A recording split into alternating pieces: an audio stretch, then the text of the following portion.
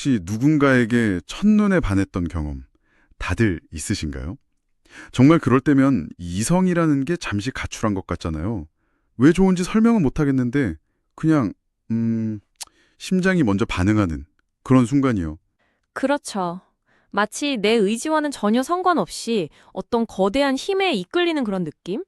나중에 돌이켜보면 내가 그때 왜 그랬지 싶은 거의 마법에 걸렸다고밖에 설명이 안 되는 순간들이죠. 바로 그 마법 같은 순간을 무려 400년도 더 전에 완벽하게 무대 위로 옮겨놓은 사람이 있습니다.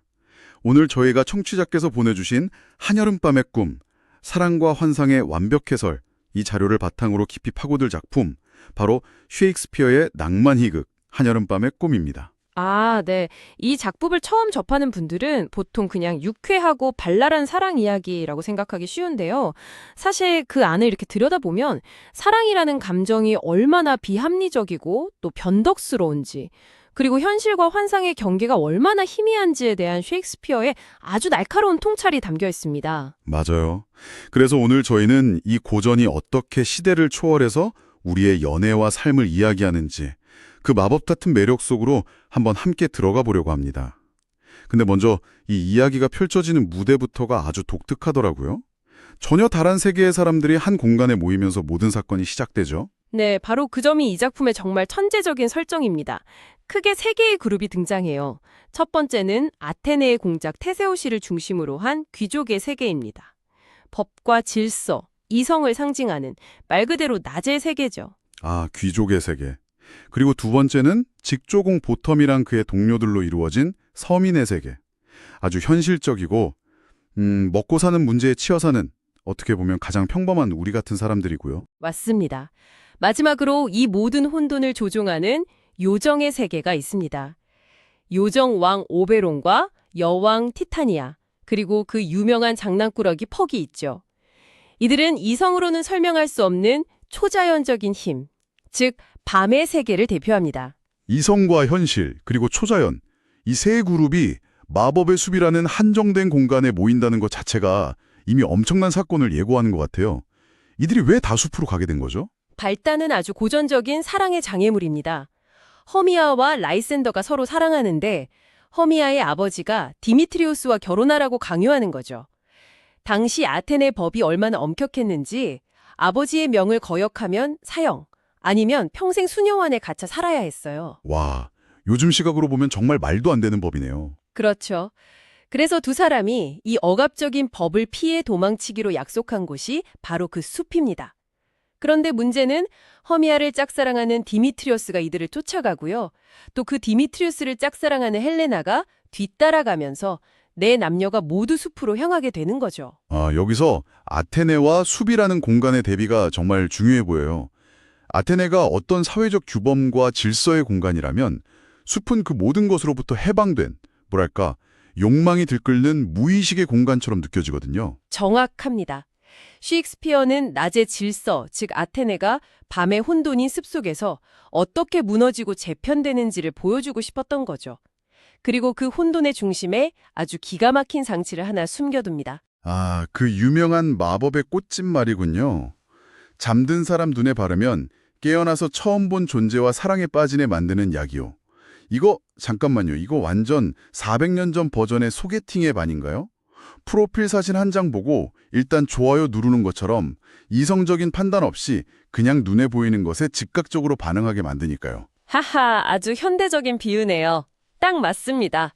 사랑의 비이성성을 이보다 더 잘 보여줄 순 없죠.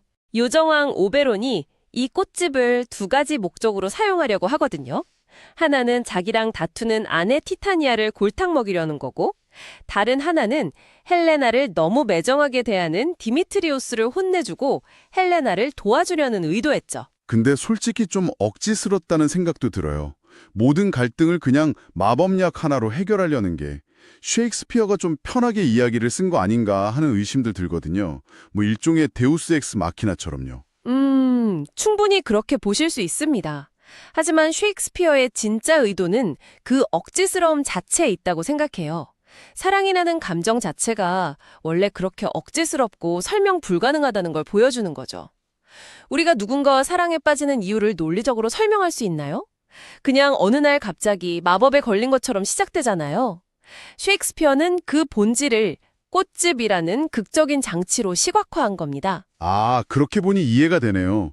사랑의 맹목성을 비판하는 게 아니라 원래 그런 속성을 가지고 있다는 걸 좀 코믹하게 보여주는 장치군요. 그런데 이 마법이 제대로 작동했으면 좋았을 텐데 여기서 문제가 생기죠? 그렇죠.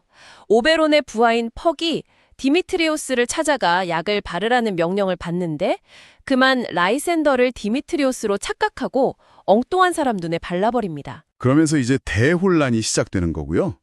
잠에서 깬 라이센더가 눈앞에 헬레나를 보자마자 방금 전까지 영원한 사랑을 속삭였던 허미아는 거들떠보지도 않고 헬레나에게 미친 듯이 사랑을 고백하기 시작하죠.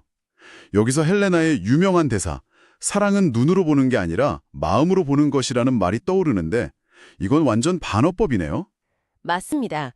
이 작품 전체를 관통하는 가장 중요한 역설이죠. 헬레나는 사랑이 마음의 문제라고 믿지만 정작 숲속의 모든 사랑은 눈에 바른 마법 때문에 좌지우지 되거든요.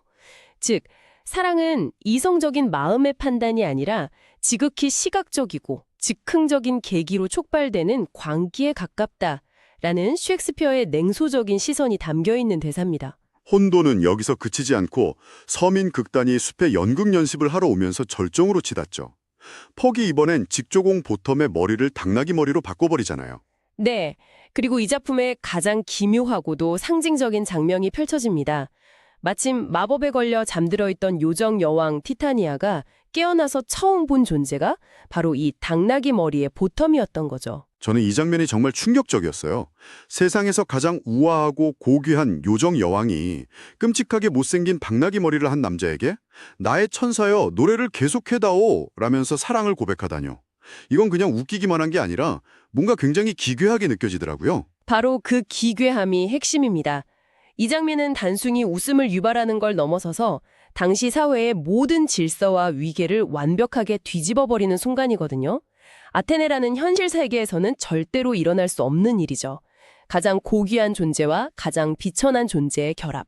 숲이라는 꿈의 공간이기에 가능한 일종의 카니발 같은 전복적인 순간을 상징합니다. 보텀의 변신 자체도 흥미로워요. 정작 자기 머리가 당나귀로 변한 줄도 모르고 태연하게 행동하잖아요. 그 지점은 정체성에 대한 질문을 던집니다.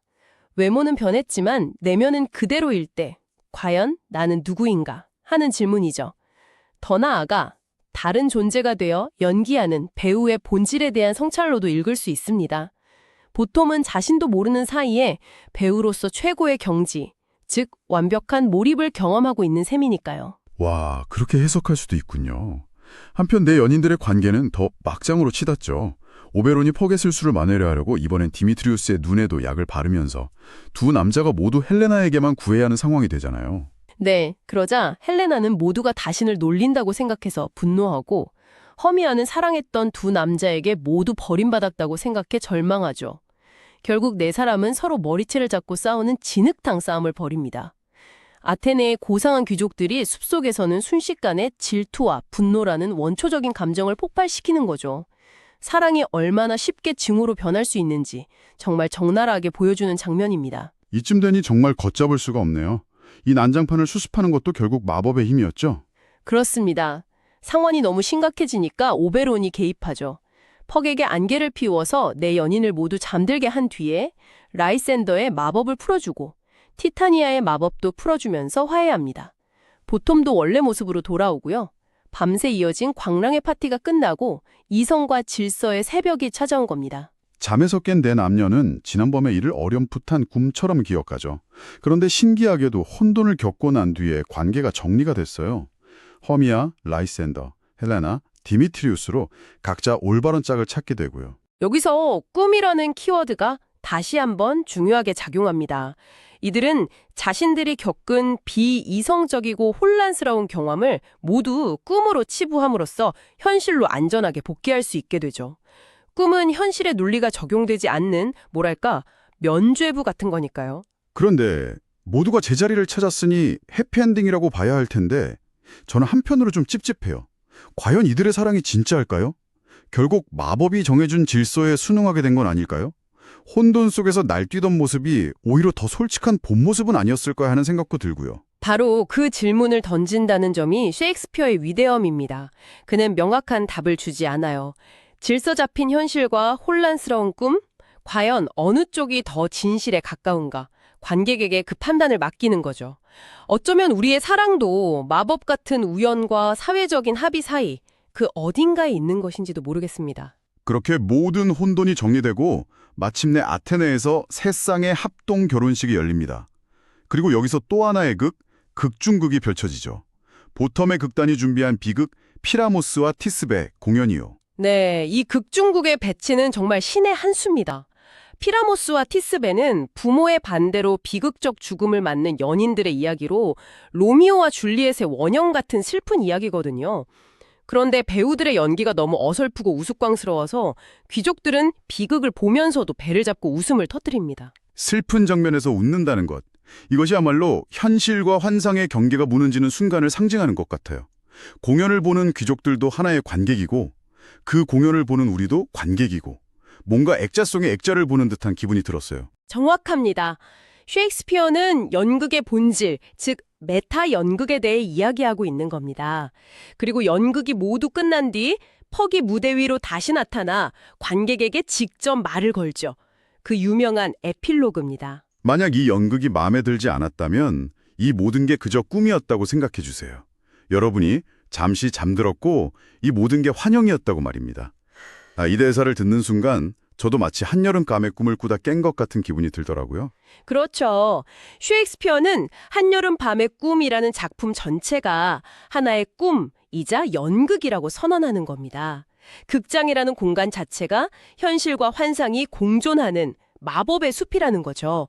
우리는 2시간 남짓한 시간 동안 기꺼이 그 꿈에 빠져들었다가 막이 내리면 다시 각자의 아테네, 즉 현실로 돌아가는 거고요. 400년 전 이야기가 어떻게 지금 우리에게도 이렇게 깊은 울림을 주는지 알 것 같아요. 어쩌면 우리도 매일같이 꿈과 현실 사이를 오가며 살고 있기 때문이 아닐까요? SNS 속에서 완벽한 모습을 연기하다가도 한순간의 감정에 휩쓸려서 엉뚱한 선택을 하기도 하고요. 맞습니다. 청취자께서 보내주신 자료에서도 지적했듯이 사랑의 비합리성이나 정체성의 유동성 같은 주제는 시대를 초월하는 힘을 갖죠. 이 작품은 효율과 이성만을 최고로 여기는 현대사회에서 우리가 잃어버린 상상력, 유희, 그리고 설명할 수 없는 마법에 대한 믿음을 다시금 일깨워줍니다. 오늘 한여름 밤의 꿈이라는 마법의 숲을 함께 거닐어 보니까 이성과 광기, 질서와 혼돈이 그렇게 멀리 떨어져 있는 게 아니라는 생각이 드네요. 결국 인간은 그 두 세계를 모두 품고 살아가는 존재인 것 같습니다. 그래서 우리에겐 아테네의 시간뿐만 아니라 가끔은 모든 걸 내려놓고 숲으로 떠나는 시간도 필요한 거겠죠. 예측 불가능한 혼돈 속에서 오히려 진짜 나를 발견하게 될 수도 있으니까요. 셰익스피어는 인생이 하나의 거대한 연극 무대라고 말하는 것 같습니다. 그렇다면 청취자님의 삶에서 지금은 아테네의 질서가 필요한 순간인가요? 아니면 숲의 마법이 필요한 순간인가요?